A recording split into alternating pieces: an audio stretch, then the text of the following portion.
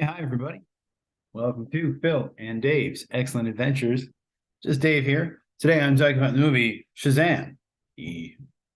What is it? Fury of the Gods? Yeah, Fury of the Gods. Shazam 2. This is going to be a spoiler review, so if you have not seen the movie yet, you are concerned about spoilers, I would suggest you go and watch the movie first before you watch this review.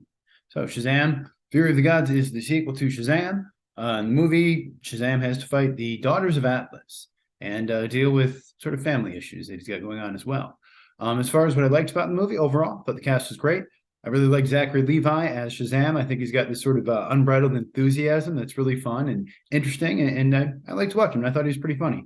Dylan Grazer stood out as Freddie Freeman. He's in this quite a bit, and he's sort of the heart of the movie. I liked Adam Brody as his magical counterpart.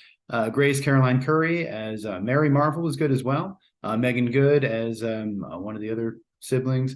Djimon Hounsou is always good. And I liked Helen Mirren, of course, always good. And Rachel Zegler, this is the first thing I've seen her in. I didn't watch West Side Story or I don't know what else she was in. So yeah, I thought she was good in this. I liked her in this. I also like the parents, played by Marta Milans and Cooper Andrews. They were in the first movie as well, but yeah, they're good characters and I enjoyed them.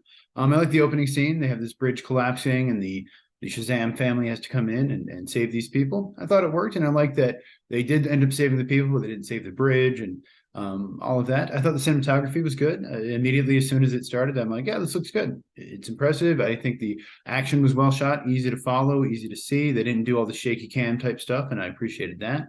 I like the music in this. The music they used, the actual songs were like "I Need a Hero," which I know He-Man used it earlier a year or two ago, but I think it worked. It was kind of funny. Sabotage, which again I know Star Trek used, but still worked. And the Elvis song "Little Less Conversation" over the end credits, all songs that I enjoyed. The score by Christoph Beck I thought was pretty good. He started out with "Bring It On," but he's gone on to do like Frozen 1 and 2 and a lot of the Marvel movies, including the most recent Ant-Man movie. I thought the CGI in this was okay. I mean, there's some parts that weren't as good as maybe they could have been, but overall, I thought it was fine. Didn't bother me. And I actually enjoyed the look of the Greek mythological creatures. I think, you don't get to see stuff like Chimera and Minotaur and stuff like that. So when you see it, it's cool. And I really appreciated all of the horror stuff in this movie. I know David F. Sandberg has a horror background, and I think all the horror scenes really worked. I know there's that big horror scene in the first movie in the boardroom that people talk about a lot. And yeah, this one I think is as well. You can clearly see his horror influences. And I think what little, minor horror stuff we got in there worked well for me. I like the stuff with Wonder Woman, the first sort of tease where they have her with Djimon Hounsou's face, and then the sort of end reveal with Wonder Woman. Also, I thought it worked pretty well. I liked all the name jokes the Wizard kept doing with Freddy, calling him by the wrong name. I did appreciate that Billy, Asher Angel's Billy, is more like Shazam now, whereas in the first movie it seemed like they acted somewhat differently. In this movie, he seems to be acting closer to Zachary Levi, and I appreciated that. I like that they called them the Philly Fiascos, and they were sort of an unsuccessful superhero team. And I like that it made the movie kind of relatable, because as someone who is also uncoordinated and has, not really good at sports, not a very athletic person, I think it would be a terrible superhero. So it's kind of fun to see superheroes failing and not being good at what they do. I like Pedro being bad at dodgeball and stuff like that. I liked all the family stuff and that they were, a multicultural kind of family. I know some people push back about the wokeness and all that kind of stuff. And, in general, I like inclusion. I think it's important to have, diversity and everything. And in this case, it didn't feel forced or anything like that. It seemed pretty natural. They were just a foster family who adopted a series of different kids. And I like the humor in this. I think overall, most of the humor really worked for me, even if I didn't maybe laugh out loud at all the jokes, although I did laugh out loud at several of them, at least 3 or 4. There's a few jokes where I'm like, oh, that's funny. Oh, that's clever. Like, okay, pretty good. And I definitely heard the kids in the audience laughing at some of the jokes as well. As far as dislikes, I did appreciate Asher Angel's performance in this one more than the first one, but I still thought he was, maybe not that he was bad or anything, but just not quite as good as some of the other kids. And Lucy Liu, again, she wasn't bad by any means, but compared to Zegler and Mirren's performance, I thought she was actually pretty good. But maybe I just didn't like her character as much because she was kind of the actual bad one. So maybe it's just me being dumb and confusing the character with the actress. But just a minor thing. And again, I don't think she was bad by any means. The Skittles thing is pretty bad. It's pretty obvious product placement. At first, I was like, okay, whatever. They did it with Reese's Pieces, and ET. It's been done all the time. It's fine. And, hey, kids like stuff like that. It's a normal thing in life.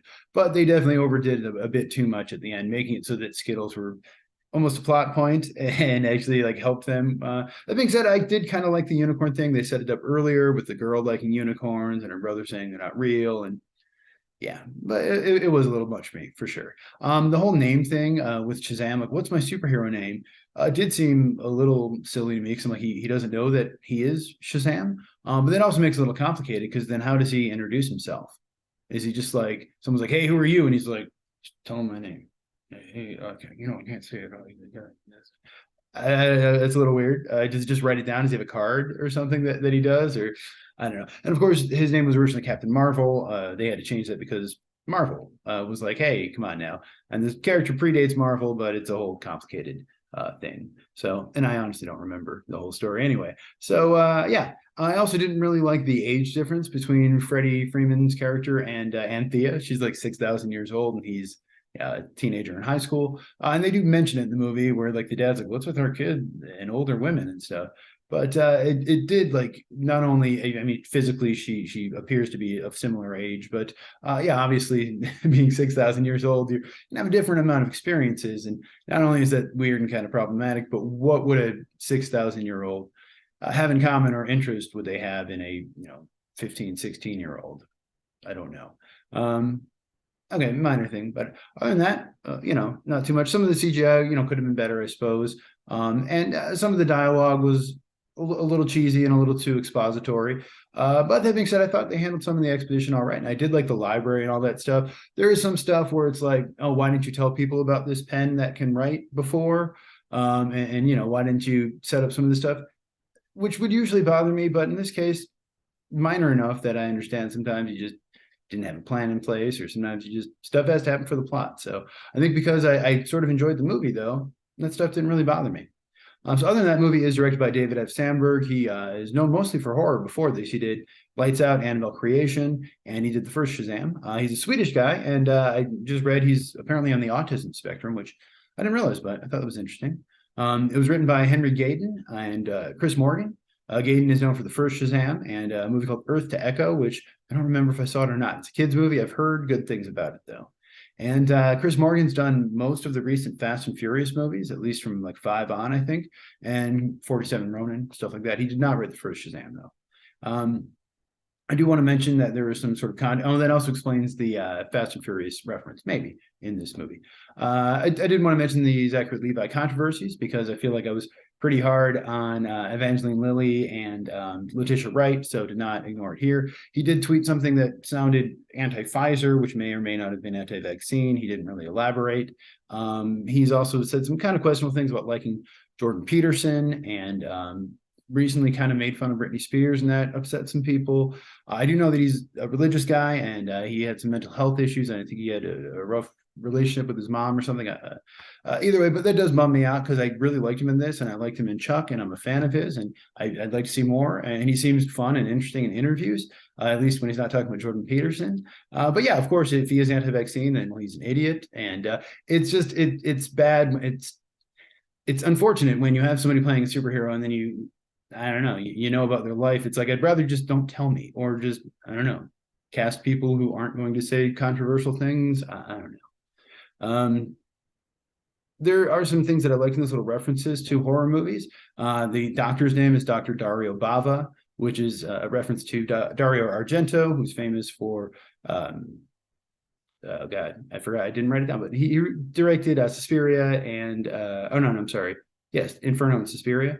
And then it's a reference to Mario Bava or Lamberto Bava. Mario Bava did Black Sabbath and Planet of the Vampires, stuff like that. His son Lamberto did Demons 1 and 2. There's also a Fulci store, which is a reference to Lucio Fulci. They named the little cat Tawny, which is a reference to Talkie Tawny. We had Michael Gray in there, who was Billy Batson on the Shazam TV show back in the 70s. He's the guy who says, hey, Captain Marvel, which again, I appreciated that reference because that was his original name. DJ Cotrona is in here as one of the kids, as the superhero version of him. He was supposed to play Superman at one point, and I think Henry Miller's Justice League movie that never happened. So it was cool he got to finally play a superhero.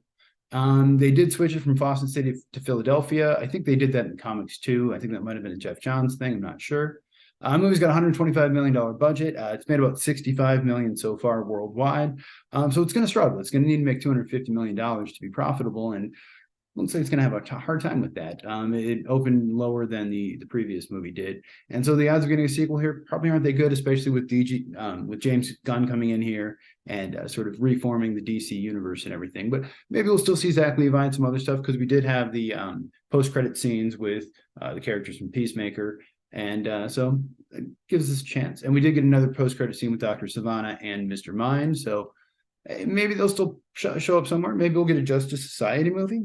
I don't know. Rotten Tomatoes on this one. So the critics do not like this movie. It's at 52%. So most of them seem to think it's not as good as the previous one. And, sort of, I've heard sequelitis thrown around. But the audience on this one is 88. And I will say I'm definitely more on the audience side. I really like this movie. I don't know. I went in I didn't have a lot of sleep the night before, and I was not in a particularly good mood when I watched it, but I ended up really liking this movie. So maybe the lack of sleep made me a little easier of a critic or something, but I just thought for what it was, which was a kid's movie, it's designed for kids to be sort of fun. And I always think it's weird when superhero movies get kind of adult and try to be too serious, where I'm just like, it's like a little kid smoking cigarettes to look older. I'm like, no, just enjoy your youth, like have fun, embrace it. And I feel like this movie did. And I think if I were a kid, I would really like this movie.